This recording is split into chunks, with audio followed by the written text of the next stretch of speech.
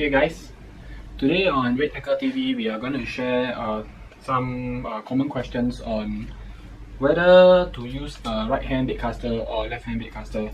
I'm just going to share like some of the stuff that I learned throughout my journey of baitcaster. So it's just my personal opinion, you know.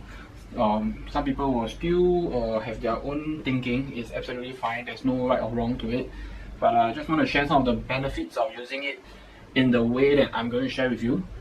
So basically, the baitcasters are created in like a right-hander and a left-hander. So if today you are a right-hander, I would suggest that you use a right-hand baitcaster. Okay, so I'm going to share with you some reasons why.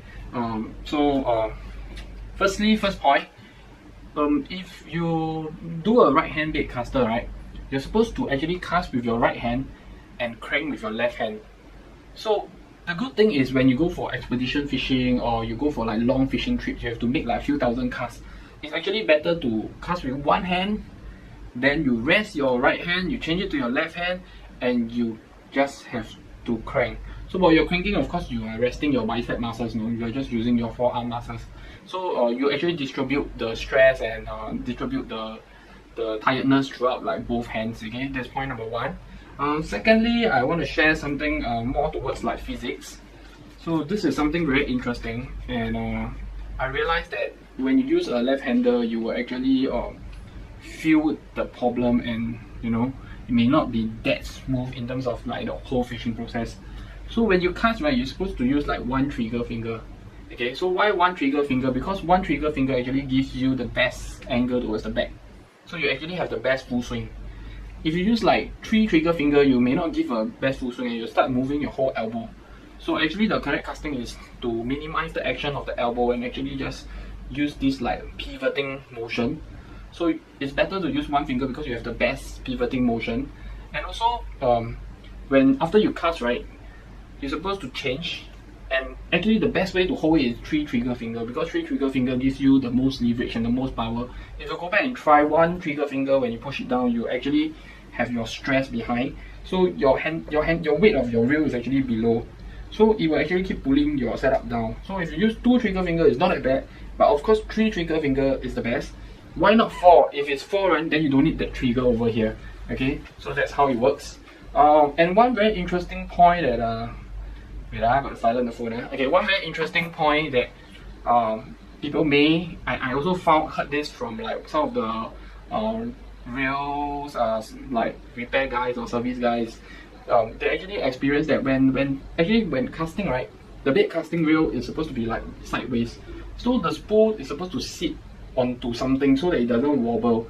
So I just want to share this thing. Is like many people think that by loosening the tension knob and let the spool wobble like this, if you can hear the sound, is the best way, but actually it's not the best way. The best way is to just tightening to, I will call it like zeroing to a level whereby you don't have that much wobble and it doesn't create a sound.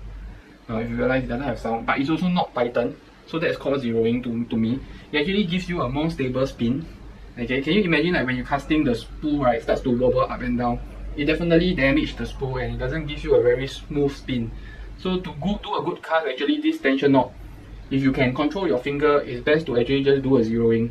And when your handles are up, right, when you cast like this, you realize that when your handles are up, the whole gravity control is on your arm. So when you do a left hand, right, if you use a left hander, hold on, let me get the left hand out. When you do a left hand, right, when you do this, you realize the whole gravity control is like pulling your setup downwards. So I mean, from my observation, I realized like some of the left hand caster that use right hand to cast, right, they tend to have their lure flying straight or flying downwards, so they don't get very good distance and they don't get consistent casting. They always have like backlash and bihun. So actually the best way to do a casting, right, is actually to cast 45 degrees upwards. So if you get towards the air, right, it actually gives a very nice motion, you know. If you play like gunbound, you will understand. So gunbound is my age, like I'm not too sure like how many people play this game. Or even Worms. If you play Worms Armageddon, you will realize that it flies. If you do 45 degrees, it flies the furthest. Okay? So if you do it this way, you actually hold the whole gravity on your arm properly. So you can actually have very good control. It doesn't give you a pull down feeling. Everything is on your arm, you can actually control. And from when I was talking about the rear mechanics, so the rear mechanics also commented that when you do that, right, the water goes out of the reel. Instead of like you do it this way on the left-hander, like right-hander casting using a left-hand reel, the water actually goes in towards the bearing, going towards the gear and everything, and it may cause like more corrosion if you do salt water. Actually, even fresh water, you wouldn't want your water to be in your gear. So if you do it this way, you realize that the water actually go off, and the water that's going into the rails, right, you realize that most of the rails have some like holes below. It actually cause the water to actually come out. You know, it's like stringing the water off. So this is another point that you may want to think about it.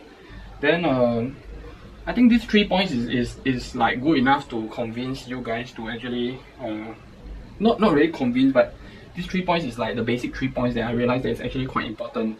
And why I talk about the 1 finger and the 3 finger, 1 finger casting and 3 finger, because the 1 finger gives you the best cast, the 3 finger gives you the best power. Some people will make comments like they use two fingers. So let's say this is a left hand reel, right? After they cast, they will just crank. So they say that, oh, this is good, you know, they don't need to change and there's no lag time and everything. But I've seen a lot of videos people cast, right? Then because they keep fishing with the same hand, this hand becomes like weak. So when they fight fish, right, instead of like crank and doing this, they will do this, and then they will try to come back, you know. And normally you realize that they will lose the fish in this motion.